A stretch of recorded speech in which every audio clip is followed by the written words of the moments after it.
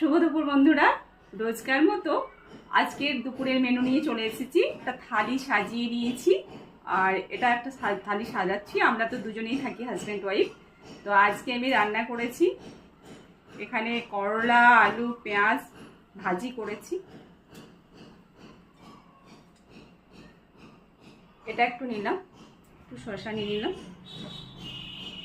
মুসুর ডাল বানিয়েছি, এখানে আছে মুসুর ডাল। আজকে ডালটা একটু বেশি হয়ে গেছে, চিকেন ভর্তা বানিয়েছি। তো সেই চিকেনটাকে সেদ্ধ করেছিলাম, সেই একটু জল বেরিয়েছে, সেই জলটা একটু দিয়ে দিলাম, একটু পাতলাও হয়েছে ডালটা। ডাল আর বানিয়েছি চিকেন ভর্তা, যেটা আমি তোমাদের সাথে শেয়ার করব কিভাবে বানালাম। তো সেটা একটু নিয়ে নিলাম, ব্যাস।